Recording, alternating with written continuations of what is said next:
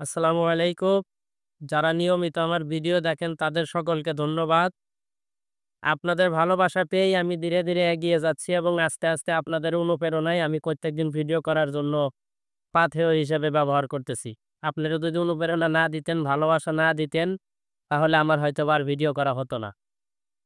যাই হোক, বিগত দিনের ভিডিওগুলো যারা দেখেছেন তারা জানতে চেয়েছেন এখন বর্তমানে আঁচিলের সমস্যাটা বেশি। আঁচিল অর্থাৎ উপমাংস বলে অনেকে। শরীরের বিভিন্ন জায়গায় বিভিন্ন ধরনের মাংস বেড়ে যায়, আঁচিল হয়ে যায়, ডুমুরের মতো ফুলে যায়।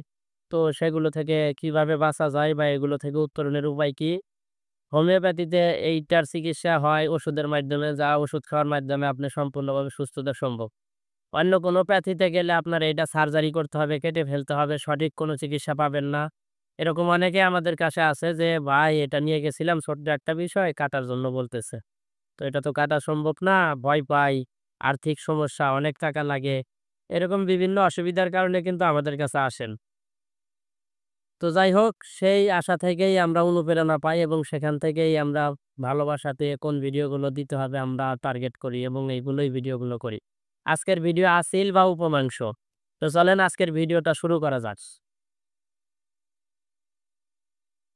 ১ম এই বলব আঁচিল কি? আঁচিল হইতেছে মাংসের উপরে এক প্রকার অর্বুদ চর্মের উপর জন্মে যাহা ছোট বড় নিরেট ফাটা ফুলকপির মতো বা সূচালো কলমের মাথার মতো হয় অনেক সময়। আঁচিল কোনরূপে কষ্ট হয় না। অনেকের আঁচিল হয়তোবা শতকরা 1 থেকে 5% আঁচিলে ব্যথা হতে পারে। বেশিরভাগ আঁচিলেই কোনো ব্যথা হয় না, জ্বালাপোড়া হয় না, অসুবিধা হয় না।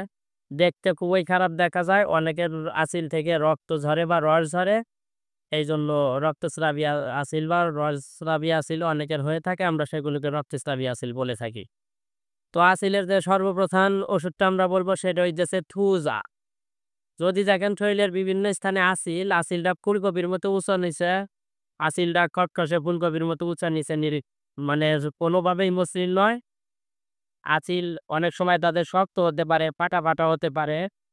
চলতি কথায় একে কাটমেজ বলে।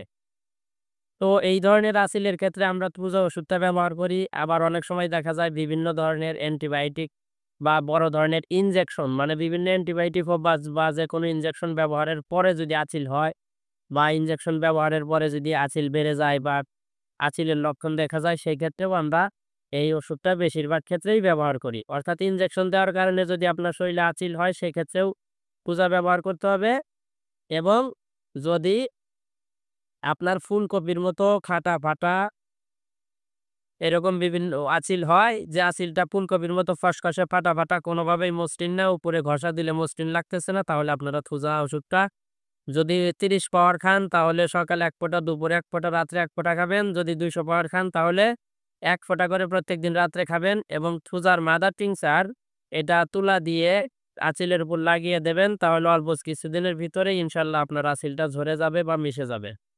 দ্বিতীয় যেটা ওষুধটা বলব সেটা হইতেছে কস্টিকাম ২০০ পাওয়ার। নাকে, মুখে, বুকে, শরীরের বিভিন্ন স্থানে কলমের মাথার মতো লোমবাটে আঁচিল কিংবা সূচালো আঁচিল বলে।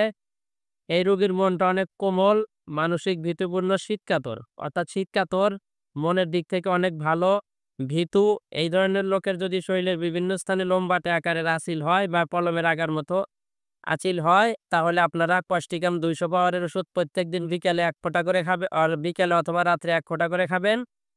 ২ সপ্তাহ খাওয়ার পরে স্ক্রিনে দেওয়া আমার নাম্বারে যোগাযোগ করবেন।